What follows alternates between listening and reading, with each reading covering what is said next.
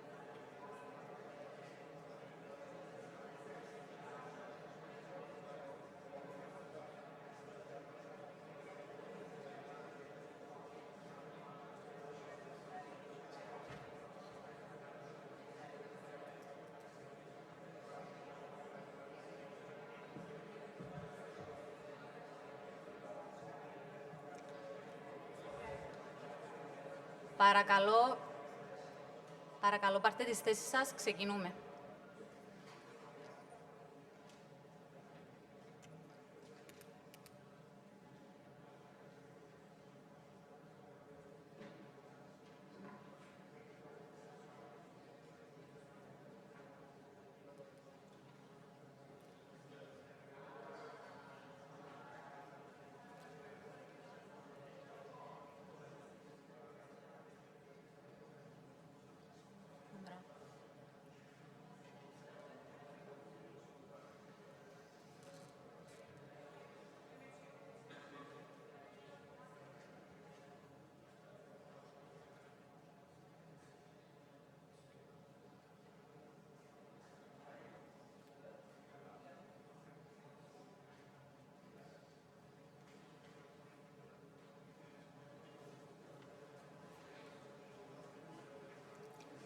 Εξοχότατε κύριε Πρόεδρε της Κυπριακής Δημοκρατίας, εξοχότατη κυρία Πρόεδρε του Ευρωπαϊκού Κοινοβουλίου, εκλεκτοί προσκεκλημένοι, κυρίες και κύριοι, αγαπητές νέες, αγαπητοί νέοι. Σας καλωσορίζουμε θερμά στη σημερινή εκδήλωση, η οποία πραγματοποιείται με αφορμή την ημέρα της Ευρώπης. Μια ημέρα που δεν τιμά μόνο το παρελθόν, αλλά μας καλεί να προβληματιστούμε και να οραματιστούμε για το μέλλον της Ευρωπαϊκής Ένωσης. Η Μέρα της Ευρώπης γιορτάζεται κάθε χρόνο στις 9 Μαΐου και έχει ιδιαίτερη ιστορική σημασία. Το 1950, ο Γάλλος Υπουργός Εξωτερικών Ρομπέρ Σουμάν παρουσίασε τη διακήρυξη Σουμάν, η οποία θεωρείται το θεμέλιο της σύγχρονης Ευρωπαϊκής Ένωσης. Από τότε, η 9η Μαΐου αποτελεί σύμβολο ενότητας και συνεργασίας στην Ευρώπη. Αυτή η μέρα μας υπενθυμίζει τις αξίες πάνω στις οποίες οικοδομήθηκε η Ευρωπαϊκή Ένωση. Ειρήνη, δημοκρατία, ελευθερία, αλληλεγγύη. Είναι μια ευκαιρία να αναλογιστούμε όσα πετύχαμε μαζί και όσα ακόμη οφείλουμε να πετύχουμε. Πρόσφατα γιορτάσαμε την 21η επέτειο από την ένταξη της Κύπρου στην ευρωπαϊκή οικογένεια. Αυτή την περίοδο, η χώρα μας προετοιμάζεται να αναλάβει για δεύτερη φορά στην ευρωπαϊκή της πορεία την Προεδρία του Συμβουλίου της Ευρωπαϊκής Ένωσης το πρώτο εξάμηνο του 2026. Εδραιώνοντας περαιτέρω τον ρόλο μας ως αξιόπιστος, ωφέλιμος και αποτελεσματικός εταίρος στο σπουδαίο ευρωπαϊκό οικοδόμημα. Κυρίες και κύριοι, είναι με ιδιαίτερη χαρά που φιλοξενούμε σήμερα την Πρόεδρο του Ευρωπαϊκού Κοινοβουλίου, του θεσμού που εκπροσωπεί άμεσα τους πολίτες της Ευρωπαϊκής Ένωσης. Κυρία Ρομπέρτα Μέτσολα, σας ευχαριστούμε θερμά για την παρουσία σας. Thank you so much for being here. Η παρουσία νέων ανθρώπων στη σημερινή εκδήλωση, φοιτητριών, φοιτητών και εκπροσώπων οργανώσεων νεολαίας, Ελληνοκυπρίων και Τουρκοκυπρίων, αποδεικνύει το μεγάλο ενδιαφέρον και τη δίψα για διάλογο και συμμετοχή. Σκοπός της σημερινής εκδήλωσης είναι να ακούσουμε, να συζητήσουμε, να ανταλλάξουμε απόψεις και ιδέες γύρω από τα ευρωπαϊκά ιδεώδη και να προβληματιστούμε. Κυρίες και κύριοι, στο σημείο αυτό να υποδεχτούμε στο βήμα την αξιότιμη Υπουργό για Ευρωπαϊκά θέματα, κυρία Μαριλένα Ραουνά, για το χαιρετισμό της. Welcome to the floor the Honourable Deputy Minister for European Affairs, Mrs. Marilena Rauna. Madam President of the European Parliament, Πρόεδρε, κύριε Πρόεδρε της Κυπριακής Δημοκρατίας, εκλεκτοί προσκεκλημένοι, Your Excellency, αγαπητοί President νέοι of και the νέες, Republic, σας καλωσορίζω θερμά στη σημερινή εκδήλωση που πραγματοποιείται με την ευκαιρία της ημέρας της Ευρώπης. Λέγεται πως η Ευρώπη είναι το πολύτιμο μάθημα που η ιστορία έπρεπε να μας διδάξει.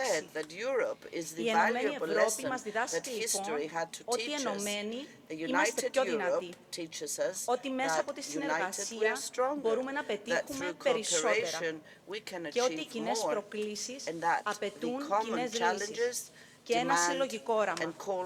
75 χρόνια μετά τη διακήρυξη Σούμαν, η Ευρώπη δεν είναι απλώς μια ένωση κρατών. Δεν είναι μόνο θεσμοί και συνθήκες. Είναι οι κοινές μας αρχές και αξίες. Είναι η ασφάλεια, η σταθερότητα και η ευημερία που απολαμβάνουμε. Είναι τα πολύτιμα αγαθά της ελευθερίας, της κινητικότητας, των σπουδών χωρίς σύνορα, της ενιαίας αγοράς. Αγαθά που για πολλούς από εμάς μοιάζουν αυτονόητα, αλλά που κατακτήθηκαν με αγώνες και με όραμα. Είναι πάνω απ' όλα το κοινό μας σπίτι. Αυτή την Ευρώπη γιορτάζουμε σήμερα, μαζί σας. Madam President, we're truly honored to welcome you today to Cyprus for the opportunity your presence offers to converse with Cypriot youth on our union's future. Your presence at this event, which places young people at the heart of the conversation of Europe's future, sends a resounding message about the importance the European Parliament places on youth participation, and also about Cyprus as a committed member of the European family, particularly just months ahead of our presidency of the Council of the EU. President Metsola, welcome to Cyprus. Η Κυπριακή Δημοκρατία απολαμβάνει το προνόμιο να ανήκει σε αυτή τη μεγάλη ευρωπαϊκή οικογένεια εδώ και 21 χρόνια και πολύ σύντομα, σε λιγότερο από 8 μήνες, θα αναλάβει έναν ιδιαίτερα σημαντικό ρόλο. Τον Ιανουάριο του 2026, για δεύτερη φορά στην ιστορία της, η Κύπρος μας θα αναλάβει την Προεδρία του Συμβουλίου της Ευρωπαϊκής Ένωσης. Από τον Ιανουάριο λοιπόν μέχρι τον Ιούνιο του 2026, η καρδιά της Ευρώπης, η καρδιά της Ένωσης θα χτυπά στην Κύπρο, στο τελευταίο υποκατοχή κράτος μέλος της Ευρωπαϊκής Ένωσης.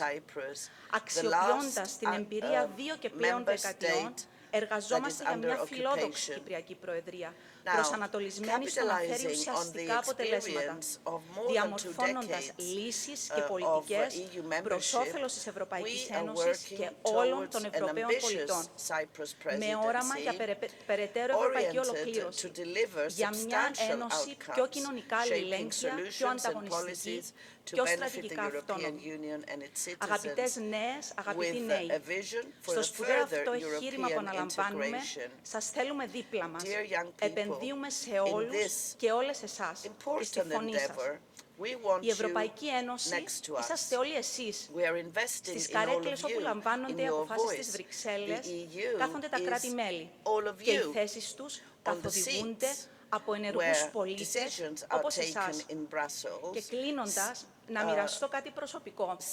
Στα τόσα που μου προσφέρει αυτό το ταξίδι προετοιμασίας της Κυπριακής Προεδρίας, το πιο συνασπαστικό κομμάτι της διαδρομής είναι η μοναδική ευκαιρία να έρθω σε επαφή με νέους και νέες από κάθε γωνιά της Κύπρου.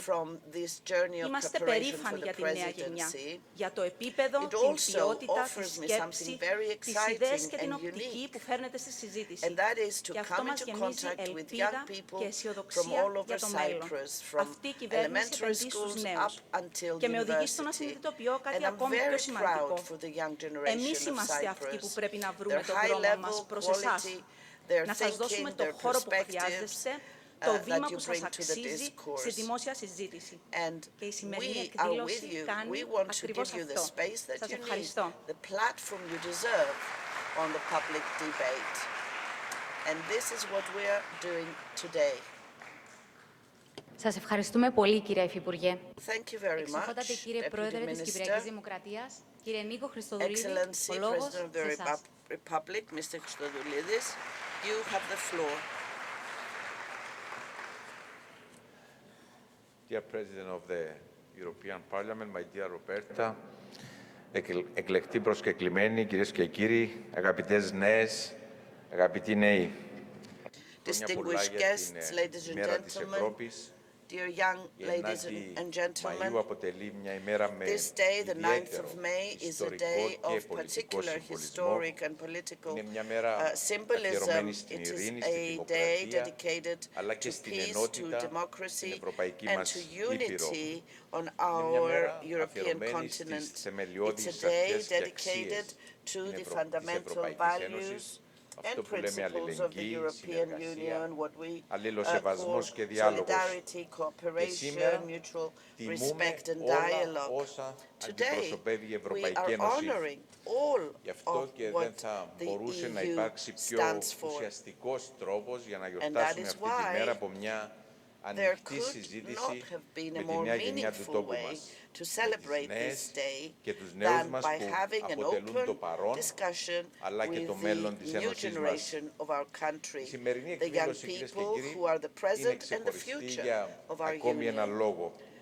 Today's Έχουμε event την is ιδιαίτερη τιμή special να for one φιλοξενούμε more στην Κύπρο reason. την We πρόεδρο have the του Ευρωπαϊκού special Κοινοβουλίου, honor την of αγαπητή μου hosting Ροπέρτα, in Cyprus επικεφαλής the President ενός of the θεσμού European που Parliament εκφράζει and άμεσα dear friend τη Roberta, βούληση των πολιτών της head Ένωσης, of an όλων institution εμάς, that expresses ενός θεσμού που directly εγγυείται the την will δημοκρατία of και the το Union's δημοκρατικό citizens, της that's all of us, χαρακτήρα. and which Η guarantees παρουσία its της στην democratic Κύπρο με την character. ευκαιρία Her της presence ημέρας in της Cyprus Ευρώπης δεν είναι η on the πρώτη φορά occasion που of είναι Europe μαζί Day. μας.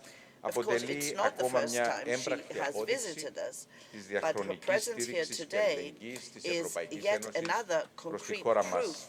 of her ongoing of Από the την ongoing καρδιά support της τελευταίας and διαιρεμένης solidarity of πρωτεύουσας the της EU Ευρωπαϊκής Ένωσης, towards our πολύ country. λίγα μέτρα Here, από from the την heart πράσινη of γραμμή, the από τη last γραμμή divided κατάπαυσης του capital Μπρος, of the EU, στέλνουμε just a ένα few ισχυρό, meters away from the στέλνουμε green ένα line, αισιόδοξο from μήνυμα the σε ceasefire ολόκληρη line, την we are Ευρώπη αλλά και sending στην a περιοχή strong, μας για optimistic την ανάγκη message to επανένωσης της all χώρας μας και of για the διακή EU. ειρήνη.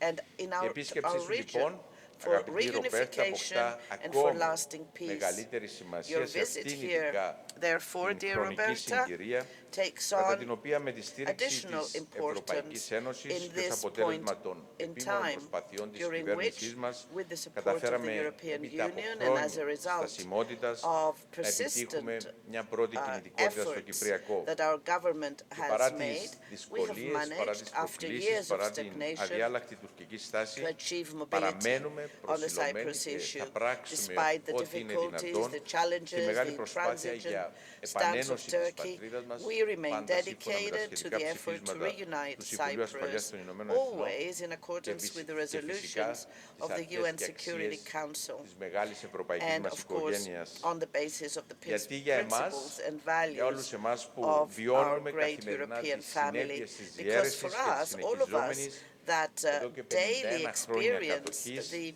δεν consequences of υπάρχει the άλλη division επιλογή, and the δεν υπάρχει ongoing άλλος δρόμος occupation for πέρα από 51 μια years now. βιώσιμη και λειτουργική επίλυση There του is no Κυπριακού. other Δεν choice. υπάρχει άλλος There is no δρόμος other από way την επανένωση apart του τόπου from μας the και του λαού μας. sustainable Δεν and υπάρχει functional άλλος δρόμος solution of the από την Cyprus ειρήνη question. και αυτόν τον There δρόμο is θα no τον other way πορευτούμε than με συνέπεια. reunification, no Με other την way than σημερινή peace. ευκαιρία, And επιθυμώ that is επίσης the να μου way on επιτρέψετε which να we shall proceed. ευχαριστήσω θερμά την On this αγαπητή Ροπέρτα για την opportunity, allow me φιλία αλλά to και για την thank διαχρονική warmly στήριξη τόσο της δικής της our προσωπικά dear friend αλλά και του Roberta θεσμού που for her εκπροσωπεί του friendship Ευρωπαϊκού Κοινοβουλίου and προς την Κύπρο her και προς την support προσπάθεια που across time καταβάλουμε για επανένωση by της πατρίδας herself μας. personally Σας and by the διαβεβαιώ λοιπόν European πως δεν Parliament υπάρχει towards καταλληλότερη Cyprus and our συνομιλήτρια για την efforts σημερινή for εκδήλωση από reunification την of our Πρόεδρο country. Μέτσολα. I assure Μια you φωνή There που is εκφράζει no διαχρονικά με more συνέπεια suitable τις αξίες της Ευρωπαϊκής interlocutor Ένωσης, for today's αλλά και μια event σταθερή φίλη than της Κύπρου. President Metsola, a Dear voice Roberta, that I expresses also warmly welcome the you to values Cyprus, and of the I thank Union you for and accepting my also a invitation firm and for friend coming of all the way from Cyprus. Brussels to celebrate Europe Day with us and with Cypriot youth. Your presence here on this day is both timely and symbolic, a reminder that even in Europe's farthest corners, the European Union is present and engaged, that from Brussels to Nicosia, every voice is heard, and especially that of young people. And let me assure you, dear Roberta, here in our Union's last divided capital, at its southeastern corner, where the promise of peace still awaits to be fulfilled, the light of Europe shines just as brightly. Φίλες και φίλοι, να μου επιτρέψετε, έχει σημασία να αναφερθώ και σε αυτόν τον εξαιρετικό χώρο που μας φιλοξενεί σήμερα, εδώ στην καρδιά της Λευκωσίας, δίπλα από το Δημαρχείο, λίγα μόλις μέτρα από την πράσινη γραμμή, στο ιστορικό κέντρο της πρωτεύουσάς μας. Το κέντρο αριστείας Science με τη λειτουργία του έχει αναζωογονήσει την περιοχή και συμβάλλει ουσιαστικά στην ανάπτυξη της ως τόπου καινοτόμου επιχειρηματικότητας. Ένας τομέας τόσο η κυβέρνηση όσο και η Ευρωπαϊκή Ένωση επενδύουμε συστηματικά. Οι πρωτοβουλίες του Science ενισχύουν επίσης την συνεργασία και ιδιαίτερη σημασία has revived the region, has contributed in the development, in its development as a center of innovative entrepreneurship, something in which we are investing systematically. The science initiatives and making the most of European projects together with Turkish Cypriot and Greek Cypriot stakeholders are an example how the EU has the power to unite by building bridges. Today's event is dedicated to you, dear friends. Your presence here from 10 different public and private universities of the country, Greek and Turkish Cypriots, and representatives of youth organizations is very important for us because you are at the center of our efforts as a government and at the epicenter of our mission, which we have before us as a country. That is, to assume the presidency of the Council of the EU. Our vision is to improve the daily life of every one of you. We have placed you, the new generation, and its strengthening on the forefront of our actions. Recently, we have the inclusion in the electoral lists of young people and the right to vote from the age of 17 years old. This strengthens your voice and gives you the right to influence the decisions that determine your future. Dear ladies and gentlemen, on May 1st, we celebrated the 21st anniversary since our accession to the EU. 21 years after that historic fifth enlargement of the EU, we may say with certainty that our membership has transformed our country. It has modernized the state, and our institutions upgraded our position internationally, and yes, improved our daily lives. Our participation on the great European family offered us solidarity and support at difficult times, at critical times, and challenging times. Our accession to the EU, our presence as a member state of the EU, offers us security, stability, and prosperity. 21 years later, we are getting ready to assume the presidency of the Council of the EU as ως το κράτος a μέλος που mature βρίσκεται στον member state now with ανατολικότερο άκρο της confidence Ευρωπαϊκής and Ένωσης, know-how. Κύπρος, φέρνει τη Being δική in the της οπτική και furthermost γεωστρατηγική σημασία, southeastern την point οποία of θα the έχουμε τη EU, δυνατότητα να αναδείξουμε Cyprus brings σαφώς its περισσότερο own κατά τη διάρκεια της perspective προεδρίας and μας, geostrategic ενισχύοντας ουσιαστικά significance, τις σχέσεις της which we Ευρωπαϊκής will Ένωσης have με the την νότια γειτονία, opportunity to αλλά και να further αναδείξουμε ακόμη put περισσότερο forth, το ρόλο μας ως strengthening γέφυρα the relations μεταξύ of της the περιοχής και της EU Ευρώπης. with our Ταυτόχρονα with its southern γνωρίζουμε πάρα neighbors, πολύ καλά τις and προκλήσεις also που αντιμετωπίζει our η νέα role γενιά. as a bridge Όλα between τα the EU ζητήματα and the που σας broader απασχολούν region. εσάς, αλλά και τους At the άλλους same time, Ευρωπαίους we νέους, know very well the οικονομική challenges that the ασφάλεια, young people are η πρόσβαση facing, στην the εργασία, η issues that εκπαίδευση, η concern ανάπτυξη you and trouble δεξιοτήτων, you, η κινητικότητα, η economic επιχειρηματικότητα, η security, καινοτομία, access η to προσιτή στέγη, work, η to ασφάλεια, jobs, το μεταναστευτικό, το education, κυπριακό. developing Αυτά skills, ακριβώς mobility, είναι τα ζητήματα που βρίσκονται entrepreneurship, στον πυρήνα των innovation, πολιτικών μας ως housing, κυβέρνηση. Αυτές security, είναι οι μεγάλες migration, προκλήσεις που καλείται the να Cyprus διαχειριστεί η ίδια η issue. Ευρωπαϊκή Ένωση. These are all issues that Προκλήσεις are at the που θα έχουμε core of την our, ευθύνη να of our διαχειριστούμε και κατά την policies as a Προεδρία μας, government. These are the διαμορφώνοντας great προτάσεις και challenges πολιτικές that the σε EU στενή πάντα itself is συνεργασία called με upon τον to συνομοθέτη μας, face, το challenges Ευρωπαϊκό that Κοινοβούλιο, we με μοναδικό will have to γνώμονα handle το ευρωπαϊκό during our συμφέρον και presidency, προς όφελος shaping όλων των proposals πολιτών. and policies in Αγαπητοί μου cooperation Ρομπέρτα, κυρίες και with the κύριοι, European οι Parliament, νέοι of και οι course. νέες αποτελούν σήμερα το Dear Roberta, ladies and 25% gentlemen, του young πληθυσμού της people Ευρώπης, comprise αλλά εκπροσωπούν 25% το of 100% the population του of Europe, μέλλοντος της but Ευρώπης. they represent Γι' αυτό και η φωνή τους 100% πρέπει να of its ακούγεται future. και να That λαμβάνεται is why σοβαρά their voice υπόψη. must be heard Θα μου and taken επιτρέψετε, seriously into κλείνοντας, να account. ευχαριστήσω για Allow ακόμη me, μια by φορά way την of Πρόεδρο που είναι closing, σήμερα to μαζί thank μας. once Είναι again μεγάλη the τιμή για την President πατρίδα μας for και being with ανυπομονώ us today. για It's a τον great διάλογο honor for που our θα country. ακολουθήσει. I Σας look ευχαριστώ πολύ. forward to the dialogue that will follow. Thank you. Κύριε Πρόεδρε, σας ευχαριστούμε. Και τώρα θα Thank ήθελα you, να καλέσω στο President. βήμα And την now κυρία I Ρομπέρτα want Μέτσολα, to call Πρόεδρο to του the Ευρωπαϊκού floor Κοινοβουλίου. Mrs. Roberta Metsola, President of the European Parliament. Thank you very much. Good morning to you all, dear President, dear Ministers, Commissioner, fellow colleagues, members of the European Parliament. I can see a number of you here. It is really great to be back in beautiful Cyprus. This is my 4th visit as President of the European Parliament. I'm from the Mediterranean as well, and every time I come here, I must say I really feel like I'm coming home. And it wasn't that long ago where I was sitting in the seats where you are sitting today. And I remember sitting through a lot of talks like this and a lot of speeches like this and being told, yes, you have good ideas now, but wait until you grow a little bit, you are in the future going to be listened to. And I remember being a little bit like, okay, here we go again, nobody wants to listen to us now, they want to wait until we grow up. And I remember thinking, we are the present, and we have ideas now.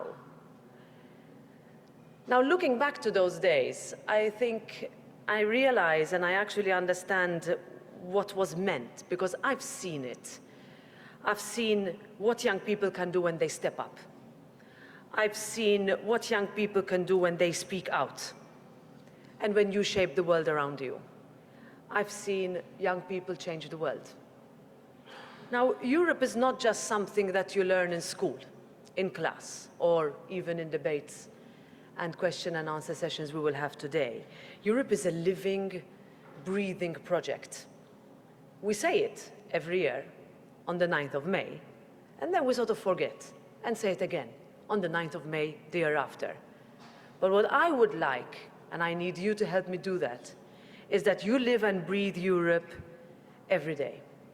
Europe was built by people who refused to settle for the way things are, for the way things always are or always were. It has always been about looking ahead, not looking back. But Europe only works when each new generation takes it forward. And that's where you come in. And that's something that President Christodoulidis and I have been talking about ever since I took up this position and the responsibility that comes with it.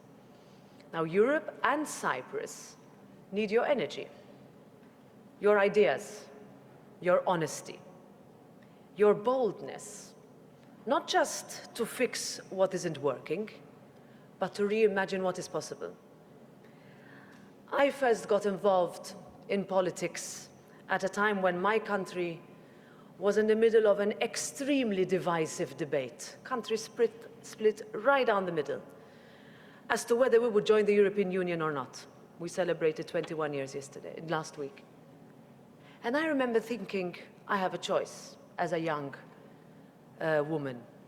I'm either going to let someone else make the discussions for me, or I'm going to enter it myself. And I remember asking my friends and asked them, are you going to come with me and join me in this fight? Because this is an existential fight. And for us, young people, there is no other choice except to join the European Union. If you come from an island in the Mediterranean, in the south of Europe, where else do you want us to go? A lot of my friends told me, don't worry, Roberta, you can do it by yourself. We'll support you along the way. And this is where we are now. The young people prevailed. It was an extremely tight result. But instead of moaning, I got up and I actually did something about it because I cared. And I knew that what I was going to do will be beneficial for whoever comes after me. And I know you care too. I've met some of you. I see some familiar faces in some discussions I've had at our European Parliament office here. You care about your future. You care about your education. You care about finding a job that means something. You care about being able to afford a home. I know you care about climate. I know you care about peace in Ukraine, in the Middle East, and the future of Cyprus. And that is why we are here today, not just for you to listen to me, but for me and Nikos and the colleagues to listen to you and to have a dynamic debate, to make sure that your voices shape every single decision that we take in the European Parliament. It's not far away. It's here. Your members are here. Talk to them. Hold them accountable. Keep them responsible. They have responsibility towards you because you voted for them last year. To make sure that when we work together, we reimagine Europe together. How best we can take it forward so that Europe works for you and not the other way around. And Europe works and addresses the issues that you care deeply about. Now, I know that many of you carry family stories that are shaped by the terrible conflicts that this beautiful island has seen. And I know how deeply you all care about Cyprus. But every time I meet young Cypriots, I see a generation that wants to work for resolution, that wants to move forward. And that is exactly what Europe is about, because your challenges are Europe's challenges, and your hopes are Europe's hopes. Cyprus is not at the edge of our union, it's at the center of it.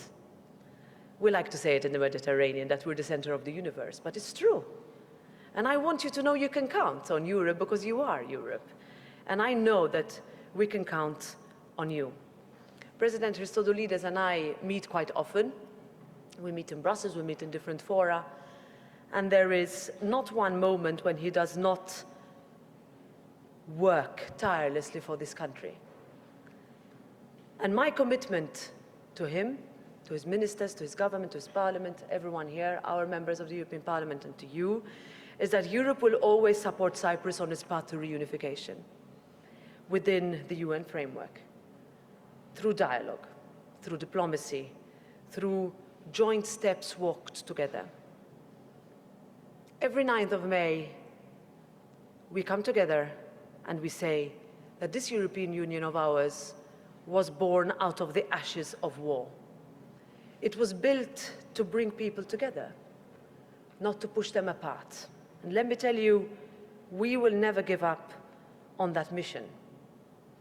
I have always been, and I will always be, an optimist. I think in politics you have to be. But looking at you all, that fundamental belief is fully reaffirmed. A few years ago, I met two young boys, men from Famagusta in the European Parliament. And they stood in the European Parliament and they spoke about peace, they spoke about unity, and they spoke about hope. I will never forget them. Because in that moment, they showed me exactly what's possible when young people push ideas forward. Stella, you were with me at that meeting. And that's what I see today. I see a generation that is smart, that is determined, and that is full of ideas. In a nation that is leading in Europe, shaping debates and being an anchor for all of us, especially during the 6 months where you take the helm, well, all the decisions will be made and led by you.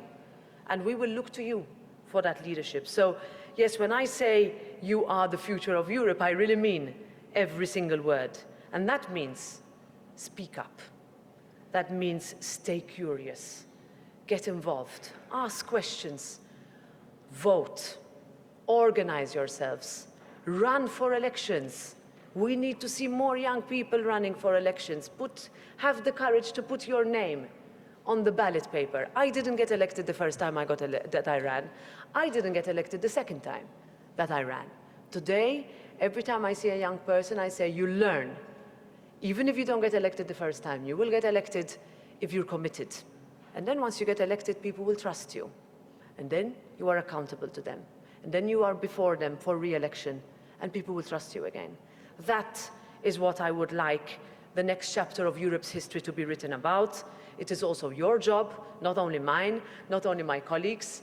Please ask anything you want to us. I came here to listen. Over to you. So I'm not the moderator, actually. I'm used to chairing the parliament, that I can moderate myself, but I won't moderate myself today. So thank you very much.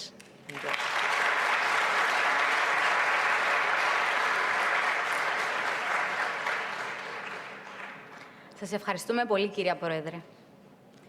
Κυρίες και κύριοι, αγαπητοί προσκεκλημένοι, με μεγάλη χαρά φτάσαμε στη στιγμή του διαλόγου και ευχαριστούμε θερμά τον Πρόεδρο της Κυπριακής Δημοκρατίας και την Πρόεδρο του Ευρωπαϊκού Κοινοβουλίου για αυτή τη μοναδική ευκαιρία.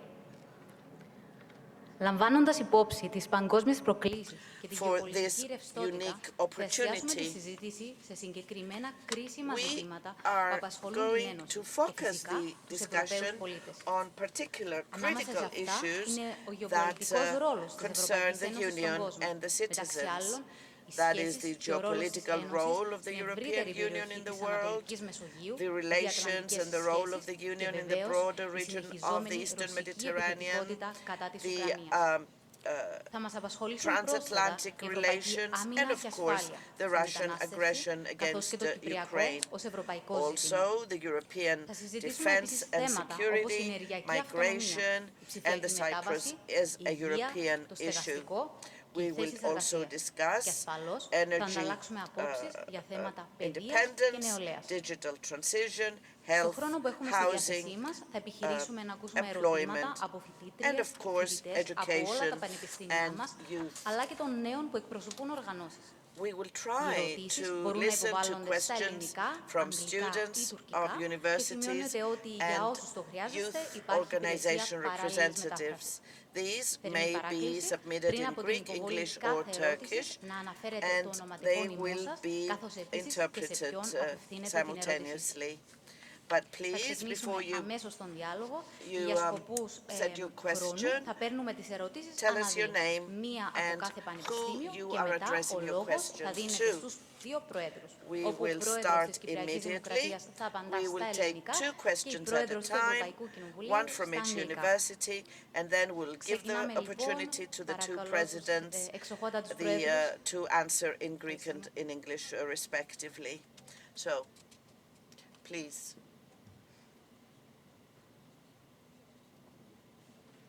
President of the Republic and the President of the European Parliament. Ξεκινάμε λοιπόν με ερώτηση από το Πανεπιστήμιο Κύπρου και στη συνέχεια ερώτηση από το Τεχνολογικό Πανεπιστήμιο Κύπρου. Το Πανεπιστήμιο Κύπρου παρακαλώ για την ερώτησή του. Technological University of Cyprus. Έχετε τον λόγο. Ένα λεπτάκι, σας δώσω μικρόφωνο. Thank you. Please wait Hello, for the everyone. microphone. I would first like to introduce myself. My name is Vaya Evianiou, and I am a medical student from the University of Cyprus. As a medical student, I have seen firsthand and witnessed how artificial intelligence is starting to reshape the way we learn, diagnose, and care for patients. How do you see AI revolutionizing medical education, diagnosis, and treatment? My question is for both of you. Ευχαριστούμε πολύ. Να ακούσουμε και την ερώτηση από φοιτητή που εκπροσωπεί το Τεχνολογικό Πανεπιστήμιο Κύπρου. Ποιος θα πάρει τον λόγο? Ευχαριστώ πολύ. Χαίρετε. Να συστηθώ και εγώ, ονομάζομαι Κυριάκος Νομικός. Technological University. My question is addressed to both the presidents. It's about the Erasmus project. Because their objective is more on the artistic side. What else can be done to strengthen and support and enhance the Erasmus project and our participation? Thank you for your questions. I give the floor for the answer of the presidents. Να ξεκινήσω με το AI και την υγεία, που Let me start with AI and health. Despite some concerns for the progress of technology in the sector of health, we must capitalize on AI. It's for the benefit of citizens. Now, another issue that's very important, because health, together with education, are the two sectors where in the EU we have the least χρειαζόμαστε περισσότερο κεκτημένο. Χρειαζόμαστε μια ένωση υγείας. Και θέλω να παραπέμψω σε κάτι πολύ πιο απλό. Περάσαμε όλοι τον κορονοϊό. Θυμάστε, κανείς μας δεν ήξερε πώς να το διαχειριστούμε. Αν η Κυπριακή Δημοκρατία δεν ήταν κράτος μέλος της Ευρωπαϊκής Ένωσης, δεν θα είχαμε τόσο εύκολο access σε εμβόλια. We would not have had such easy and immediate access to vaccines. The price of vaccines would have been much higher, and that is why our position is to support this sector. Another example, medications. Medication that is purchased with 800,000-900,000, say, in Germany, for example, and the price that we would be able to get it for. So if there was a single pharmaceutical market, we would all have been better at. And then education. Για μένα είναι από τα πιο πετυχημένα προγράμματα της Ευρωπαϊκής Ένωσης. Είναι ευλογία που η δική σας γενιά μπόρεσε και μπορεί να αξιοποιήσει αυτό το πρόγραμμα. Πρέπει να κάνουμε όμως σαφώς περισσότερα στον τομέα της υγείας. Έγιναν κάποιες καλές πρωτοβουλίες, να αναφερθώ γιατί είναι πρόεδρος εδώ. Είχαν τα σχολεία πρεσβευτές του Ευρωπαϊκού Κοινοβουλίου, που ήταν μια πετυχημένη καινοτομία του Ευρωπαϊκού Κοινοβουλίου και χαίρομαι γιατί πέρσι σε μια παρόμοια εκδήλωση που ήταν παρούσα η πρόεδρος της Επιτροπής, της Ευρωπαϊκής Επιτροπής, ήμασταν εκπροσώπους των σχολείων που συμμετείχαν σε αυτό το πρόγραμμα και είχαν υποφεληθεί αφάνταστα από αυτό το πρόγραμμα. Άρα, ως Ευρωπαϊκή Ένωση πρέπει να κάνουμε περισσότερα στην παιδεία. Και κλείνω με μια αναφορά για τις φοιτήσεις. Κατά τη διάρκεια της προεδρίας μας, θα διαχειριστούμε το πολύ δύσκολο θέμα, γιατί πάντα είναι δύσκολο, το πολυετές δημοσιονομικό πλαίσιο. Πρέπει από τη μια, υπάρχουν κάποιες, αν θέλετε, παραδοσιακές πολιτικές της Ευρωπαϊκής Ένωσης που είναι σημαντικές, Ταμείο Συνοχής, η νέα αγροτική πολιτική, ούτω καθεξής. Αλλά την ίδια στιγμή ο προϋπολογισμός της Ευρωπαϊκής Ένωσης πρέπει να εστιάζεται σε αυτά τα θέματα που είναι προτεραιότητα για μας ως Ευρωπαϊκή Ένωση σήμερα. Η παιδεία, η υγεία, η ανταγωνιστικότητα της Ευρωπαϊκής Ένωσης. Άρα έχουμε μπροστά μας μια μεγάλη πρόκληση, αλλά είμαι σίγουρος ότι θα το καταφέρουμε. First of all, I think we spent many years wondering whether we should regulate, whether we can regulate a technological revolution that will change the world. We need to start from that, because if you compare the debate to when the internet started, you can easily say that we are going through what the world went through when people moved from agriculture to the Industrial Revolution, going all the way back. So we need to start with that. How are we going to compete? How are we going to make sure that our societies adapt? How are we going to make sure that we are a continent that has, by far per capita, the most patents, but we lose our AI specialists to other continents? In the medical field, this will also change everything. I have a sister who works in the medical field, and she herself tells me that already the way she practices science is completely different to when she graduated 10 years ago. What will this do? It will mean that diagnosis comes much faster. Access to medical personnel becomes easier. That you are not talking about replacing individuals, but how to train individuals to make sure they adapt. Access to medicine because of slow diagnosis, but also market disadvantages, especially for countries like ours, so islands who suffered from insularity, needs to improve. There is a huge difference between some parts of Europe and others in terms of cost as well. So I think that we should approach this by how are we going to make sure we don't lose out as a continent? How are you going to have and build your careers on and with AI as the background? This is not a question of if, but it's going to happen. It's already happening.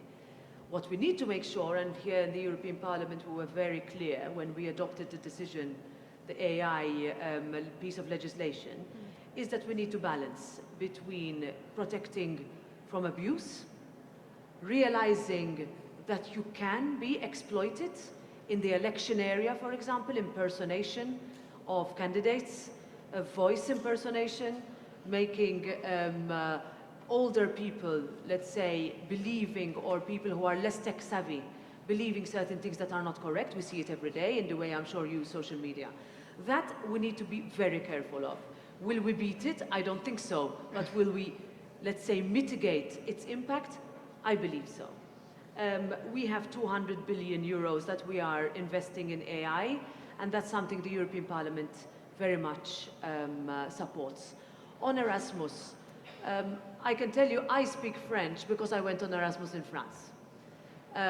I think that's the one thing I learned. I cannot tell you I studied a lot when I was in France, but I learned the language. And whenever my mother hears me say this, she's like, I don't know why. What did I send you 6 months for? But I will never forget that experience. My country had not joined the EU yet, and we were joined by people, students our age, from all over Europe doing exactly the same thing we were doing. I was studying law. This was part of my law studies, but mostly it was the experience. What we would like as a parliament is to keep extending it.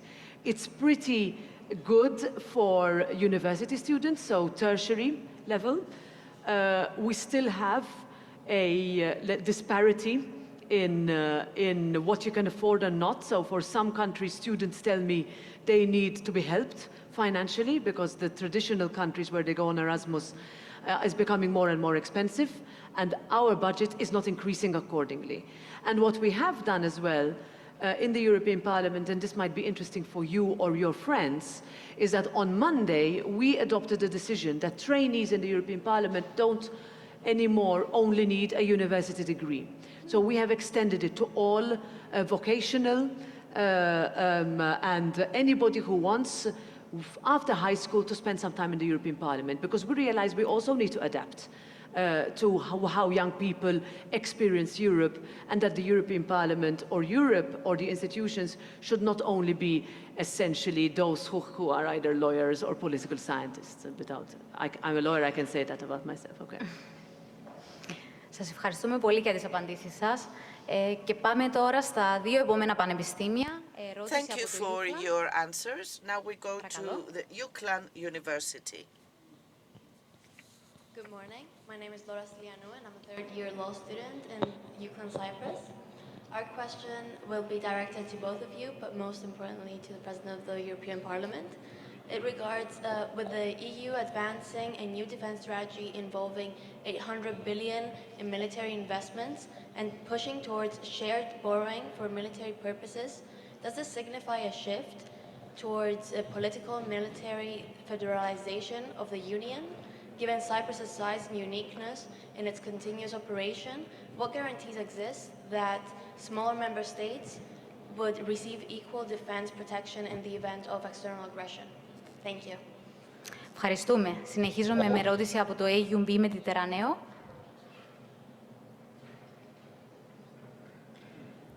Έχετε το λόγο.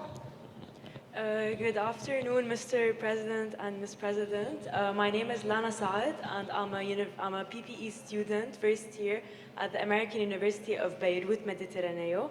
So my question is for the both of you. So how is Europe, particularly through countries like Cyprus, ensuring that international students from third countries joining through global institutions are not only integrated into society, but also empowered to access high-skilled, impactful opportunities that match their education and potential after graduation, especially as we want to become important players in Cyprus and in the EU during and after our stay here? Thank you. Σας ευχαριστώ. Λόγος σε εσάς.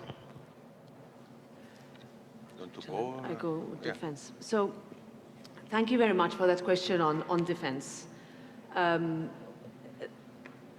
I'll give you the European Parliament position and then I will go into a little bit of detail. First of all, from a European Parliament perspective, we have been asking for more shared policy in this area for years, for exactly the reasons you mentioned. We make, of course, a distinction between NATO countries and non-NATO countries. We question what would happen to a non-NATO country if there was any escalation.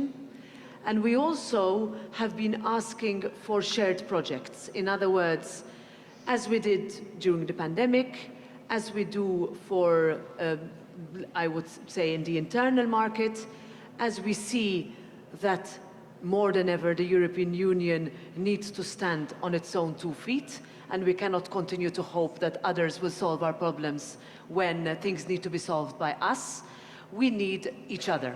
And that means that this new program, which is voluntary, by the way, so it's not obligatory on member states to access, but it allows for these joint projects to say, okay, how can I be more interconnected? What kind of infrastructure project can I do so that I am safer?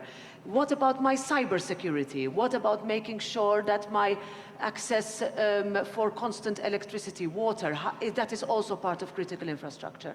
So that is a discussion that is taking place in a lot of member states. There is a request, and this has been confirmed, that current funds that are used for cohesion, so social economic integration, regional integration, will not be used for the purchase of weapons.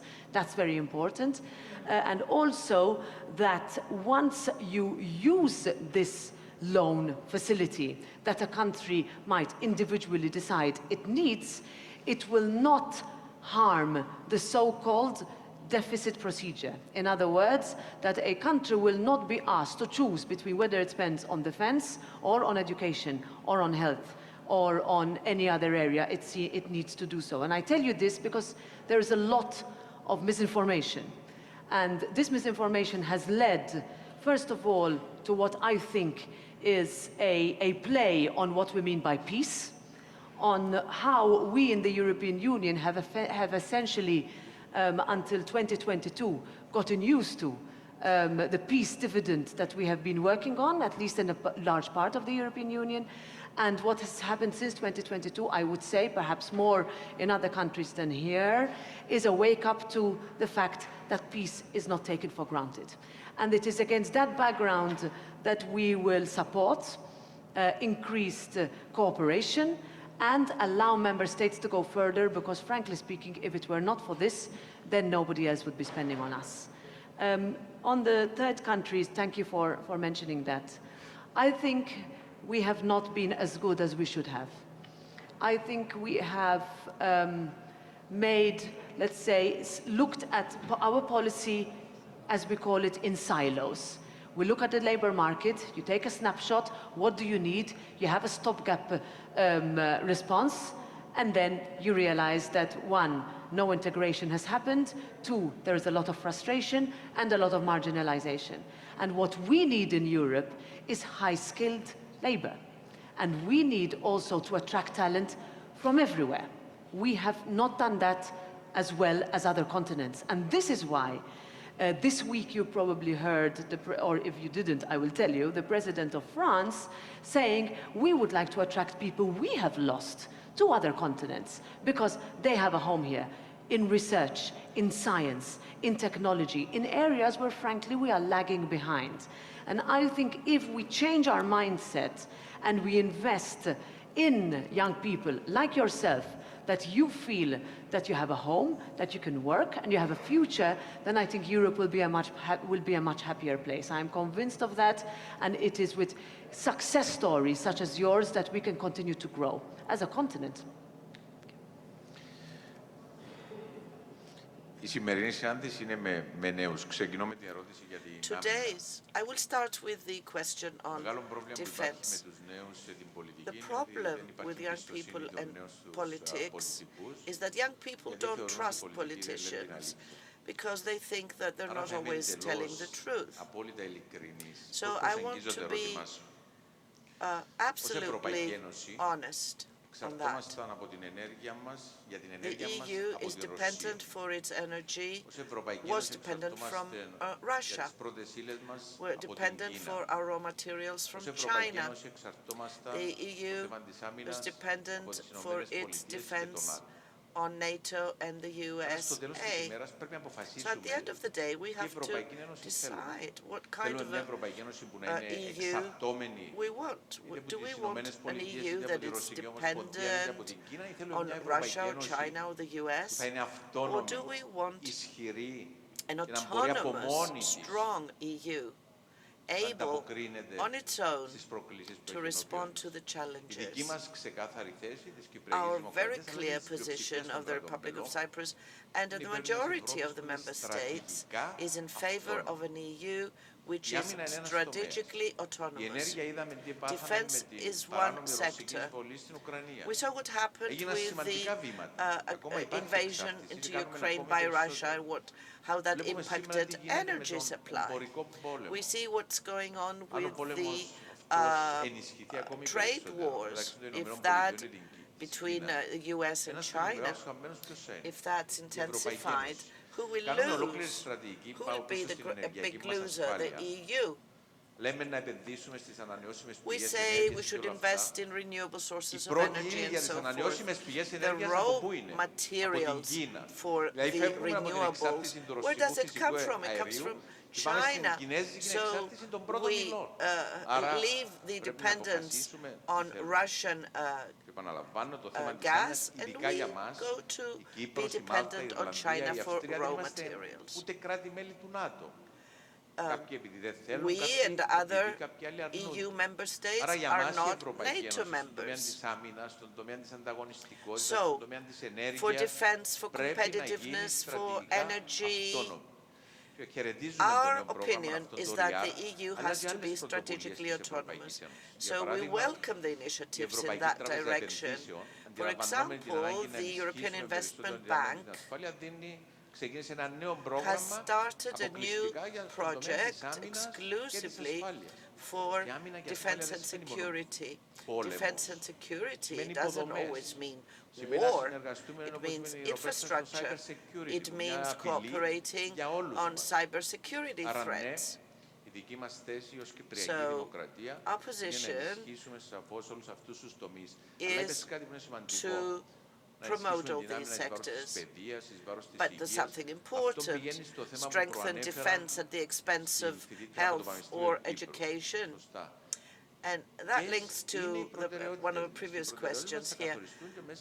How do we determine our priorities through the multi-annual financial plan? And there are some traditional sectors, quote unquote, but there are other sectors in which we have to invest as a priority because they are a priority at this moment. Δεν είναι μόνο πρόβλημα στην Κύπρο. For example, housing is not just a problem for Cyprus. I was in Portugal the other day. It's the number one problem in Portugal, and I'm sure it is so for many other countries. And we welcome the decision of the European Commission to have a commissioner for housing. And οι προτεραιότητες the priorities therefore have to be reflected in the multi-annual financial framework of the EU.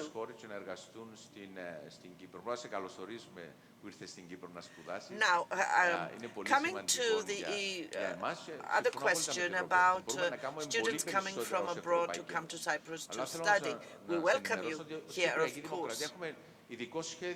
The Republic of Cyprus has a special plan for talents from third countries, facilitating their employment in Cyprus. We've revised it recently to allow for a partner, a spouse also to be able to work here. We have the blue card that allows mobility within the EU, but we have to look at it comprehensively together in the EU, because it's a sector where we're lagging behind from other countries. We have many talents that want, from neighboring countries, that want to work in the EU, and instead of capitalizing on that, we let them go off to the United States. I had gone to the US some time ago to attract financial investments in Cyprus. And the first thing they were asking us, and that's why these projects like science, our universities are important, is what talents do you have in Cyprus? And their second question was the bureaucracy of the EU, which touches on the AI issue compared to the US. And of course, we have to relax, if you like, the bureaucracy and operate as we operated during COVID under emergency. Thank you, President. We will now go to the representative from the University of Nicosia. Good morning, Madam President. Welcome to Cyprus. Εξοχότατε Πρόεδρε, καλημέρα σας. Ονομάζομαι Ανδρέας Παπαδόπουλος από το Πανεπιστήμιο Λευκωσίας. Ένα πανεπιστήμιο που αποτελεί βασικό μέλος της Ευρωπαϊκής Συμμαχίας Νεολαία. Η ερώτησή μου αφορά ακριβώς το ζήτημα αυτό. Ο Μαργαρίτης Χινάς, σε εκδήλωσή του πέρσι στο Πανεπιστήμιο Λευκωσίας, δήλωσε ότι οι Ευρωπαϊκές Συμμαχίες Πανεπιστημίων αποτελούν την ρίζα του ενιαίου ευρωπαϊκού πτυχίου.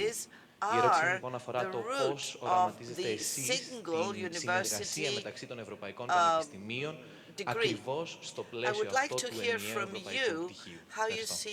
How you view that prospect. Thank you. We'll take a question from the Cyprus Institute. Please, you have the floor. Hello, my name is Zulke Savan. I am actually working in the Cyprus Institute, a researcher in energy field. First of all, thank you very much for coming to Cyprus and welcome. My question will be to both of you, and I really loved your speech. I really wanted to mention that. My question is about the Great Sea Interconnector.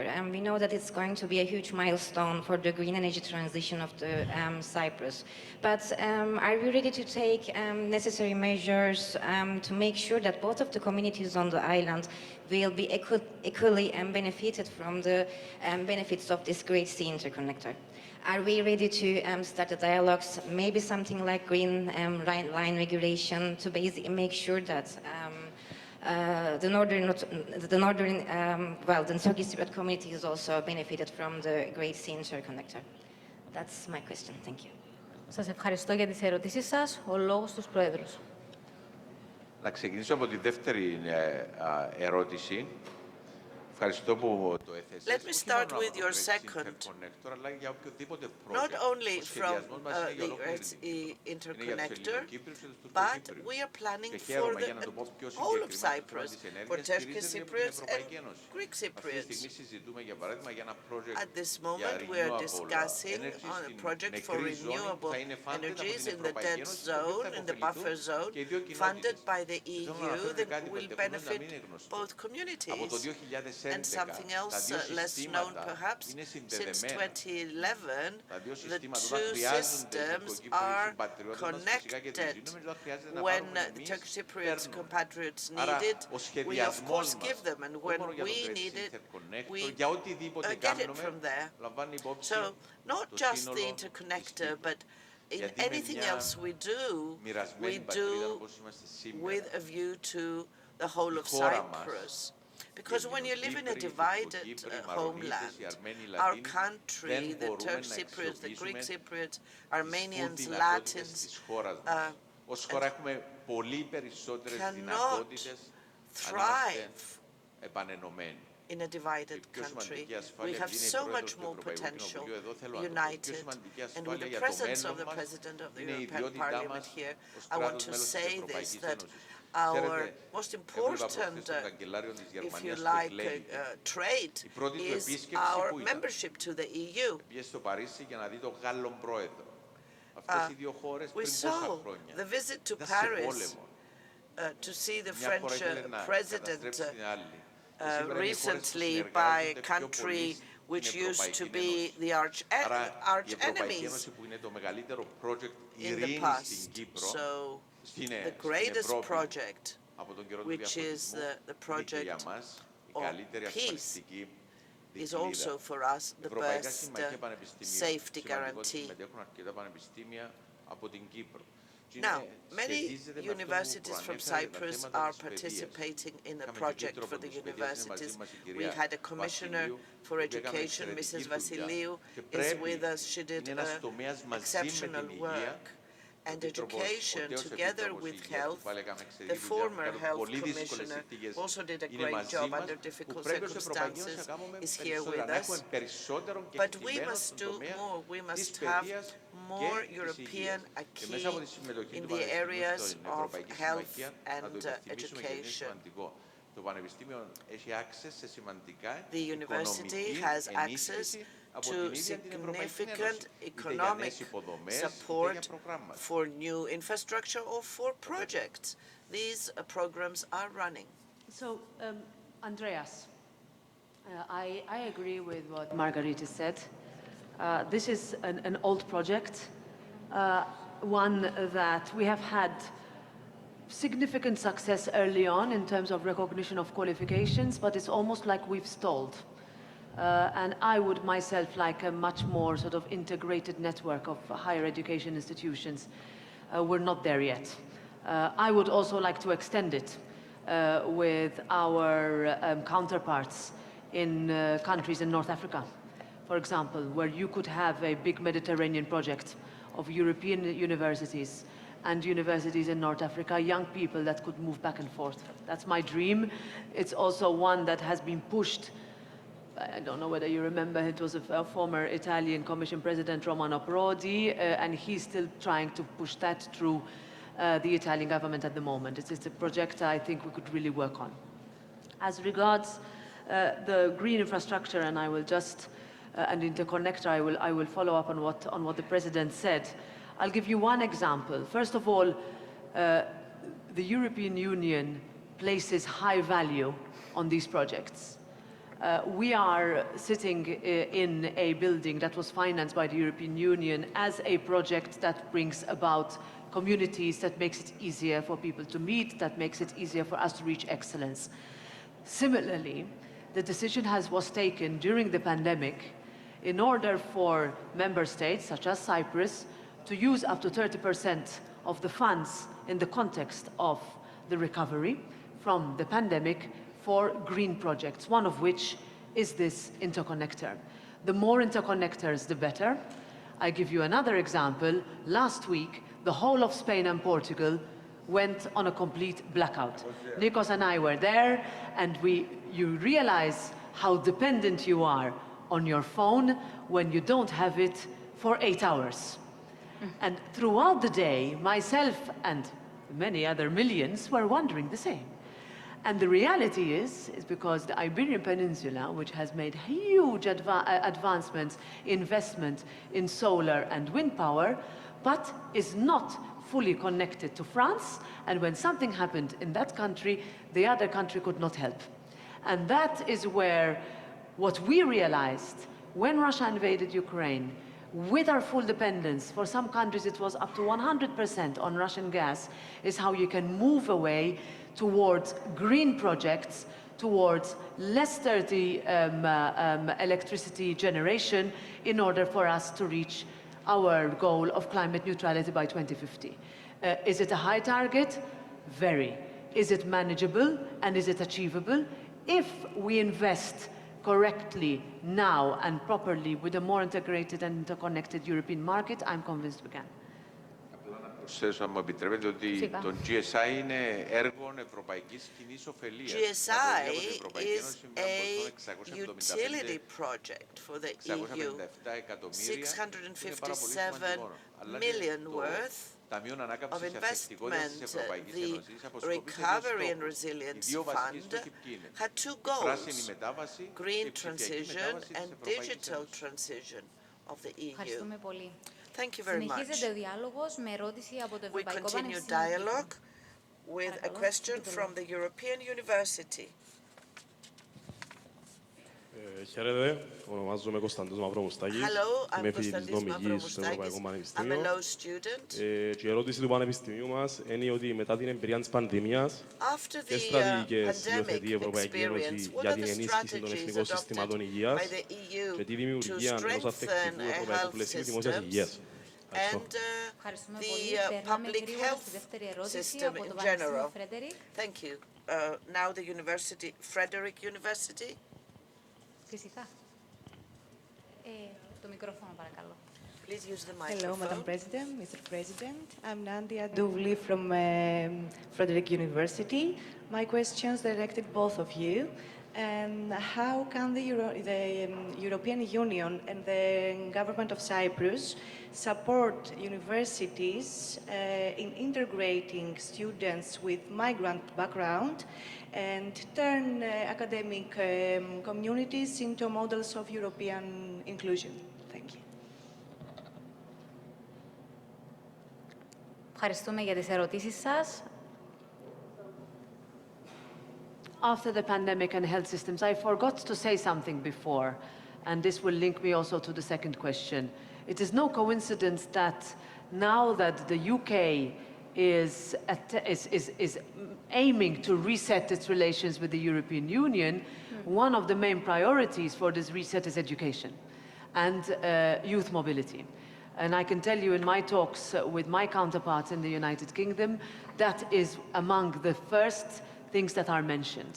It is also the first thing that is mentioned when you speak to anyone representing Switzerland, anyone representing Norway, and anyone representing any of the 12 countries that are trying to join the European Union. And I say this because if you look at the gap between what the European Union can do on education, legally, etc., but what it could do more in terms of exchanges, integration, programs, etc., is one that we will fight for.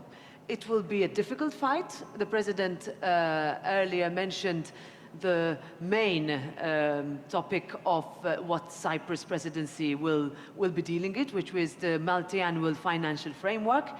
And every time there are, let's say, accidental mishaps, what happens to culture, to education, sometimes to climate programs, etc., that we will fight for as a parliament. We have that role.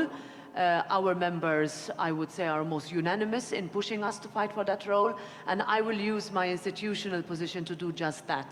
And that will help in terms of making sure that we have better possibilities of integration for education. I would also link it to what I said before on the fact that we need to identify our labor market gaps and allow and make it easy for those who were not born in our countries to be able to fill those gaps. It is not, in some countries it is done much better. I always look at the Canadian model in this regard. I think it is one that European Union would do well, especially in some member states, especially in member states that are suffering quite a demographic deficit that could look at. This is one of the models that also economically and socially we should be looking into. After the pandemic, I would like to say that there were lessons learned. I would like to say that it had to take a pandemic to make us realize how dependent on each other we were, that if it were not for the fact that we were in the European Union, small countries would have suffered enormously in terms of procurement of medication, equipment, movement of medical professionals from one country and another. There is also a realization after the pandemic that we are highly dependent on third country nationals for our health sector. And that, I think, when I meet a lot of doctors' associations and nurses and health workers' associations who tell us we are not realizing the big gap we have. Member states are competing between each other. The more smaller spoken languages are suffering. There is a competition we also have in the European Union with the United Kingdom in this regard, especially from my country, because in my country English is one of the national languages. And it is something that I hope when we meet, and there are regular meetings, lessons learned from the pandemic, how are we going to make sure, big discussion on vaccines, also when talking to our American counterparts in this regard, how do we go forward, how do we protect our population, how do we educate, how do we make sure that science remains the bar with which we make our political and policy decisions. Is it perfect? Do I see regression? I see a bit. But that's what we are here for. We are here to, no matter how much easier it is to spread populist misinformation, no matter how much easier it is to do that, that you can stand for the truth and say, actually, that is correct, that is not correct. That can be done, but that cannot be done. Nikos and I have both run for elections. That's the easiest thing you can do in a campaign where you promise things that are undeliverable. On this, I worry, and I think we can do much, much more. And that is our responsibility, 1 year after the European elections, to make sure that what happened in 2020, 5 years ago, you remember, you were students, must have, how many years were you out of class? 1 or 2? 1 or 2. Imagine, you will never get them back. And that's something that we should never allow to happen again, because we need better foresight and preparation. The last thing I will say is mental health. And there, 2023, we have statistics where we sampled the whole of the European Union. 59% of our young people mention mental health as one of their biggest challenges. And if we don't take care of that, we're going to have another epidemic in our societies. And I would like to look out for your friends, to tell you to look out for your friends, to look out for yourselves, and speak. Because what we see in all societies, no matter which corner of the European Union we are in, is that we are still not recovered from what we went through during the pandemic. And that's one of the main lessons I think we should learn. Συμφωνώ απόλυτα, Αντρέα, με όσα είπε η Ροπέρτα. I agree absolutely, Andreas, with what Roberta said. I'd like to broaden it a little bit and touch on migration, because the greatest trap we have today in the EU, and it's a great challenge, is that undocumented migration, illegal migration, has killed legal migration, because everybody needs the migrants. We need a labor force, but illegal migration, unregulated migration, has harmed this project. we as an EU have to face this. We have to deal with illegal migration. It's a European problem. And at the same time, to deal with the matter that you have laid out in your question. As to health, Roberto mentioned mental health as well. That is why we need a union of health. We will have the presidency for 6 months, and these are some of the issues that we will be pushing forward.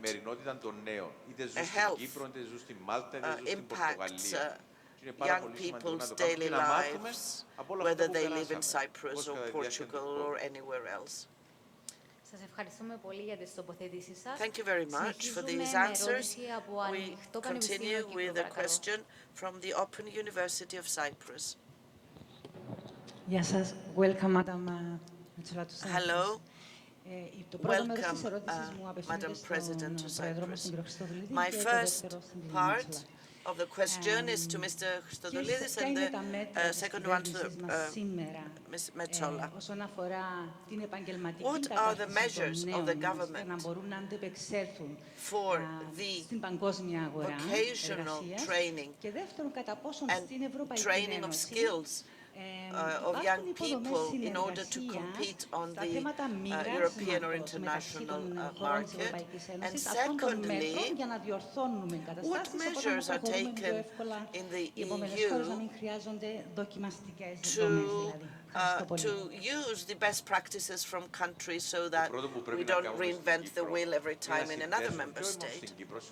The first thing we have to do in Cyprus, and not only in Cyprus but elsewhere too, is to link the labor market with education.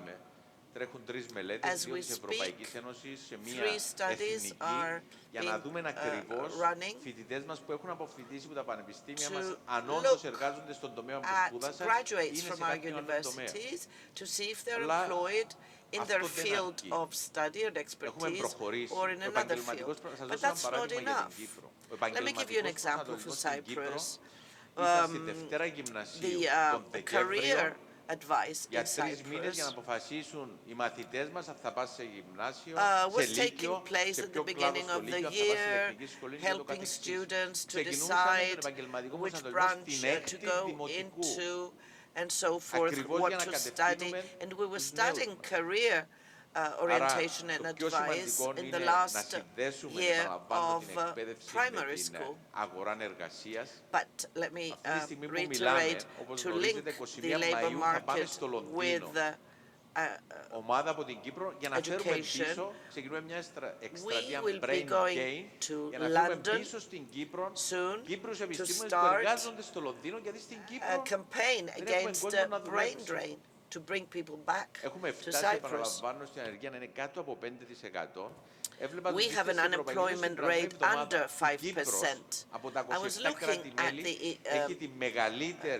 indexes, and Cyprus has the greatest reduction of unemployment in the EU. There are great prospects here. I don't want to disappoint any of you who are studying to be accountants or lawyers. That's great because we need good lawyers and good accountants. But we also need mechanics. The mayor, I think, is the same generation as me or younger. But in our generation, we thought that those who went to technical education were not the best students. But in other countries, in France and in the Netherlands, the best students go to technology education. Those who graduate as in computer science or in other technical subjects are more ready and equipped for a successful entry into the labor market. These are issues that we have been looking into, and we will have a technical high school being launched. We had the Technological Institute, ADI, and its graduates were ready for the labor market, but it was closed down. And then the back also, which is different from the higher technological institute. So we are proceeding with these technical high schools, and the response is very promising from the people. I can complement with that by agreeing completely with what Nikos just said. I have 4 boys.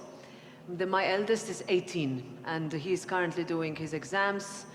I hope when you see me looking at my phone, I have to make sure he's studying right now, because he's sitting for them now.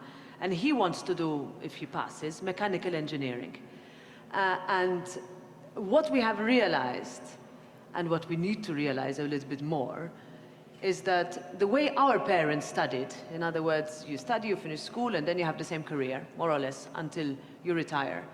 That is already different with our generation, where now you study, you work, then you change job, then you change job again, then perhaps you study a little bit more, you have to be retrained, and then you reach the end, if you retire, if ever. Our children, your children, will have a completely even more different life. They will do the work or study in a very different way than how you are studying. And if we don't catch up as Europe with that, then we're in serious trouble. At the moment, only 19% of those who graduate with an AI degree stay in Europe. The rest, at the moment, go to the United States, etc. What are we going to do to get them back? What are we going to do to make sure that our thousands and thousands of startups, they can scale up? We have one, and here best practices is the best way to do it. You look at other member states and you learn. We're no longer new member states, but you can see the huge development in Greece, so country closest to yours. If you see, for example, how some countries that have been in the European Union since the beginning, there's still a gap between them and others. One of the most successful young startup AI companies, it's no longer a startup now, in the EU is in France, called Mistral. I ask you to look it up. It is a fantastic brainchild of young Europeans. If you look at the past 2 or 3 Nobel Peace Prize winners in science, Europeans. So this is what we need to be proud of, and see how we're going to bridge that to an economy that allows you to grow and allows others to benefit from your growth. There, I think we would do well to look at certain good examples in Northern Europe, where digitalization is very, very far, very much ahead. Of course, there are different comparisons you can make, and we are completely different countries. But it is good to look and learn. And I think if there's one thing that I can tell you that the President does in all our meetings that we do together, is that we learn from each other. We say, look, this worked, this didn't in hindsight, or my economists project this for my country, or my economists think that you've done it better than us. And then you have to be honest. Look, did we go too far? Did we go too fast? Did we not go far enough? I think it's the time for, just, I would say, press conferences, that I always say this in my own country. The time for just press conferences and just for your short-term political gain is over. That we need, and we have a responsibility to make sure that our countries and what we are leading is in a better position for the next. We're not only talking about you, but those who come after you and those after them. Απλά να αναφέρω ότι και σε αυτόν η Ευρωπαϊκή Ένωση βοηθά πάρα πολύ με αρκετά προγράμματα που έχουμε για reskilling, τα οποία χρηματοδοτούνται από την Ευρωπαϊκή Ένωση. With many projects that we have for reskilling. There is another dimension for Cyprus, however, that I would like to mention. 92% of our graduates from senior high school or technical high schools go for further studies. I don't know if there's a higher percentage in the entire EU. We rank second. Thank you, Madam President, Mr. President. We'll take 2 more questions from the Limassol University and 1 from the American University of Cyprus. Good morning, Honorable President of the European Parliament, Ms. Roberta Metsola, and Honorable President of the Republic of Cyprus, Mr. Nikos Christodoulidis. Thank you for the opportunity today to ask you questions. My name is Dr. Andreas Madathikolonis, representing the University of Limassol. Through the years, the European Union has developed various funding programs, such as Horizon Europe and Erasmus+, to support entrepreneurship and innovation. However, young entrepreneurs and innovators continue to face challenges in a competitive global market, especially due to rapid changes, digitalization, emerging technologies like AI and blockchain. Do you believe, and is European Union planning to further strengthening these funding opportunities to serve as a foundation for a more resilient and innovative Europe, giving young people the ability to create, grow, and thrive on a global scale? Thank you. Ευχαριστώ πολύ. Ξεκινήσω εγώ. Thank you very much. Κύριε Πρόεδρε, από το American University of Cyprus. The other question is from the American University of Cyprus. Hello, Mr. President. Hello, Ms. President of the Parliament. My question goes to the President of Parliament. Considering recent development, what are the challenges for Cyprus pursuing NATO membership, and how does your administration plan to navigate these complexities? And second question goes to the President of Cyprus. What legacy do you want your administration to leave in securing Cyprus' energy sovereignty, and how would that shape our economy? Thank you. Ευχαριστούμε πολύ. Energy sovereignty. Energy sovereignty. Energy. For Cyprus. Okay. And on NATO membership. Andrea. Να ξεκινήσω λέγοντας ότι η Ευρωπαϊκή Ένωση και το γεγονός ότι είμαστε στην Ευρωπαϊκή Ένωση προσφέρει μας απίστευτη πρόσβαση σε χρηματοδότηση και σε ευκαιρίες. Για παράδειγμα, το κέντρο που βρισκόμαστε τώρα, το Science, χρηματοδοτήθηκε από την ίδια την Ευρωπαϊκή Ένωση. Τα κέντρα αριστείας που έχουμε στην Κύπρο παίρνουν μεγάλη χρηματοδότηση από την Ευρωπαϊκή Ένωση. Αλλά ναι, είμαστε πολλά πίσω σε σύγκριση με το τι συμβαίνει στις ΗΠΑ. Compared to the US. Το θέμα ακριβώς αγγίζει στην ανταγωνιστικότητα της Ευρωπαϊκής Ένωσης. And that's a matter of the competitiveness πάω of πίσω the στις επαφές που είχαμε ειδικά στην Καλιφόρνια με εταιρείες τεχνολογίας για να έρθουν στην Κύπρο. Ξέρετε ότι 80% των ατόμων που συναντήσαμε, τους επιστήμονες, ήταν Ευρωπαίοι οι οποίοι επέλεξαν να πάνε να δουλέψουν στην Αμερική. Γιατί οι συνθήκες, το funding, ακόμη και το να πάει να δουλέψει είναι πολύ πιο εύκολο. Για να πω στο ερώτημα που τέθηκε προηγουμένως από τη φοιτήτρια του Πανεπιστημίου question from the student from the University of Beirut. So the way things are done are easier there. Let me give you an example. One of the big companies that we talked to said, we are interested in Cyprus, but your regulations for data protection, for example, if we compare them with US data protection regulations, they are prohibitive for us. So, there's a very good report by former Italy Prime Minister, Mr. Draghi, which talks about the specific steps the EU has to take to strengthen competitiveness. If I understood the question correctly, did your question pertain to energy issues in Cyprus? Yes, and sovereign. How Cyprus can be sovereign. Okay. Πρώτον, είμαστε ένα νησί απομονωμένο. Well, first of all, we are an isolated island. So, in order to feel secure with respect to energy, there must be relations and links with Greece and other states. That is why the EU is funding this particular project. Now, energy focuses on three pillars. One has to do with renewable sources of energy.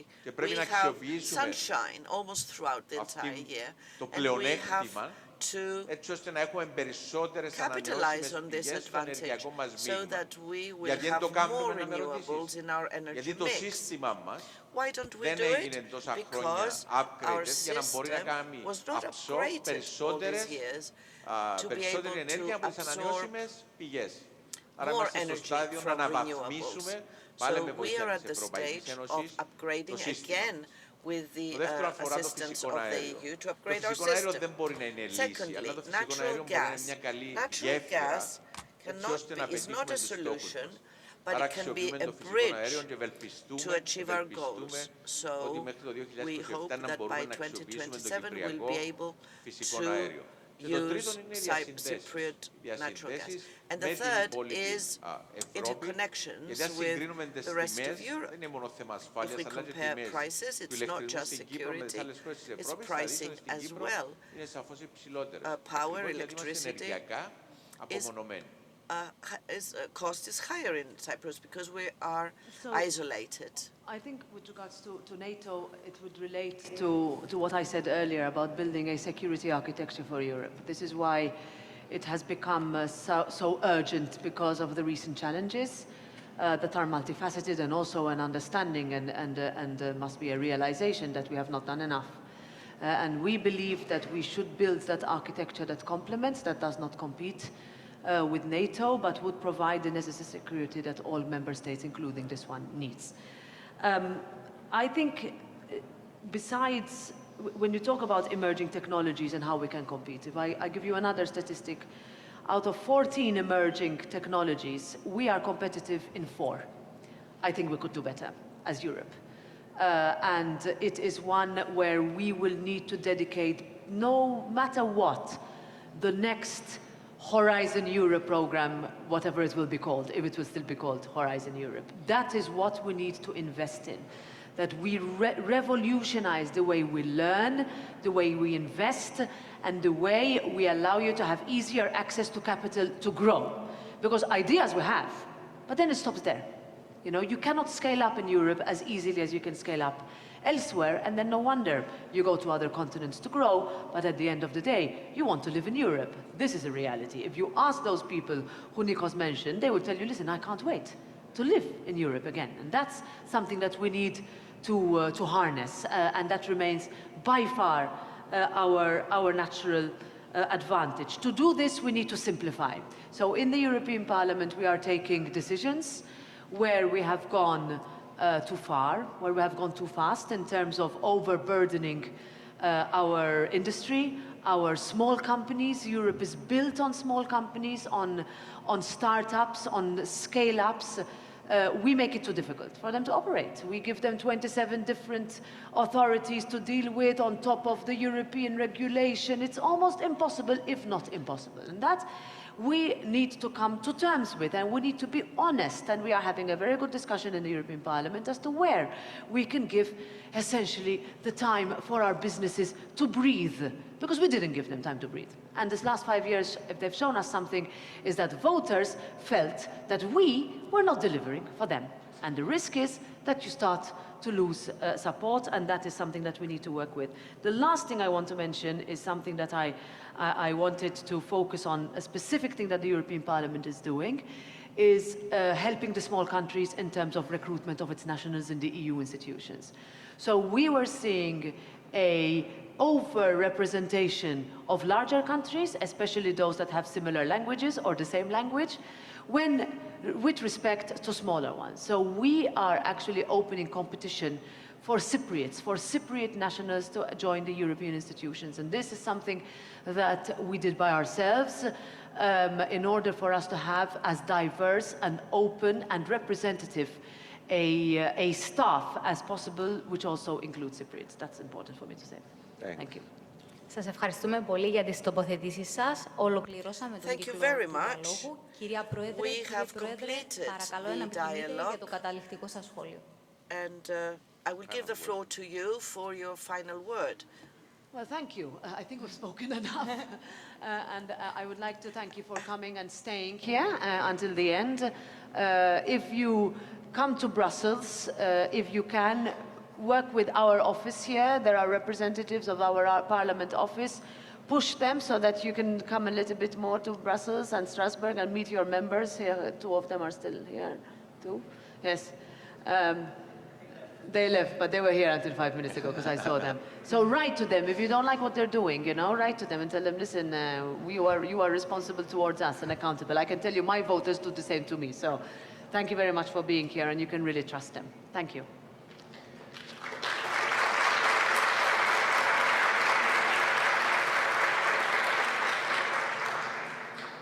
Εγώ ήθελα να κλείσω λέγοντας ότι I would like to close by saying that I was born in December of 1973, and after the army, I went to study in 1993. Europe ακριβώς λόγω των οικονομικών δεδομένων του να σπουδάσει κάποιος στην Ευρώπη εκείνη την εποχή. In order to study in Europe at that time, it wasn't feasible financially. So my choice was the US because things were different there, and graduates could stay on and work there and so forth. Why am I telling you this? Because a lot of what you are enjoying today were not there for my generation. You take them for granted. We take them for granted because we are EU members. Europe is our future, whether we're talking about health, education, the Cyprus question even, to face any challenge in Cyprus. That is why you not only have the obligation to take an active role in the social business, all aspects of life in our country, but you have the same obligation to the EU. What we implement in Cyprus in our daily life,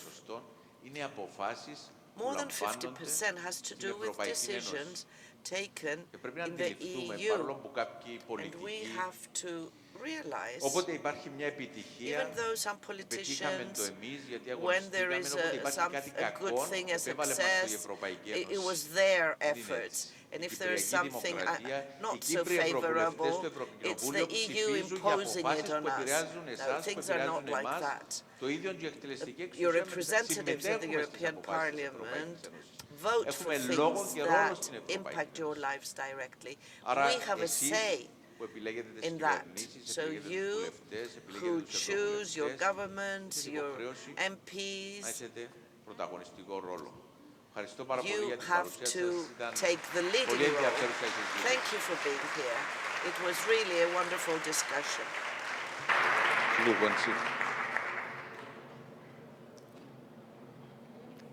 Κυρίες και κύριοι, εκλεκτοί προσκεκλημένοι. Ladies and gentlemen, όλοι μας μπορούμε να distinguished συμφωνήσουμε guests, ότι το μέλλον we ανήκει all στους agree νέους.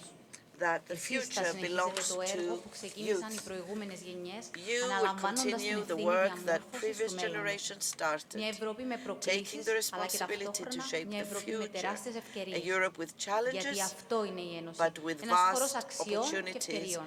That's the Union. Εξοχότατε κύριε It's an Πρόεδρε της area of Κυπριακής values Δημοκρατίας, and εξοχότατε opportunities. κυρία Πρόεδρε του Ευρωπαϊκού Κοινοβουλίου, Excellency, President of the Republic, κύριε Υπουργέ Εξωτερικών, Excellency, αξιότιμα μέλη του President Υπουργικού of the European Συμβουλίου, Parliament, πρόσωποι κομμάτων, κύριοι Excellency, Ευρωβουλευτές, Minister, κύριε representatives Επίτροπε, of αγαπητές νέες, αγαπητοί Parliament, νέοι.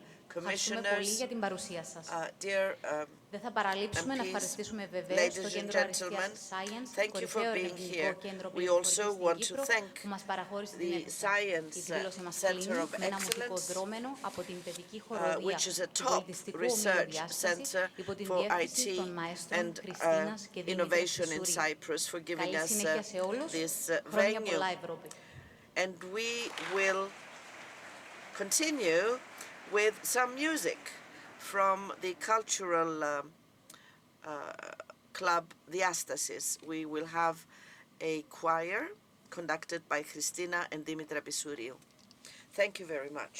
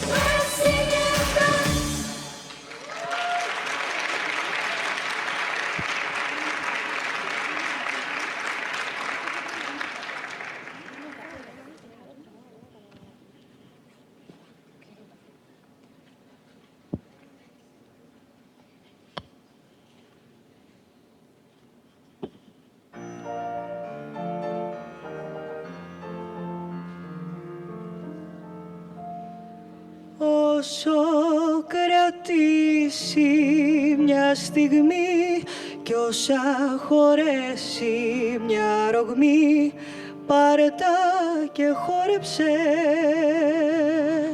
Όσα προλάβει να σου πει, το φως που μοιάζει μας τραπεί,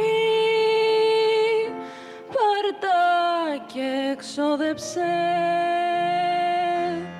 Κλείνουν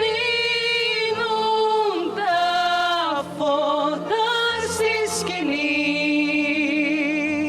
κι ανάβει εντός μου μια φωνή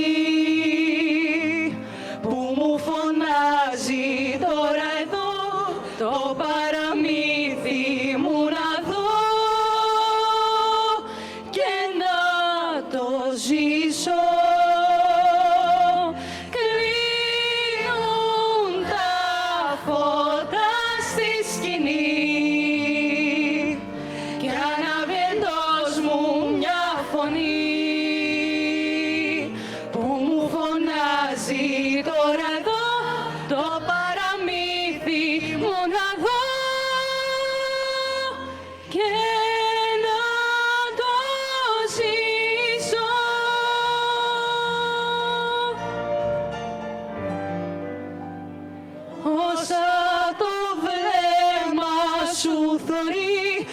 Όσο η καρδιά σου τον μπορεί, τρέξε και φτάσε τα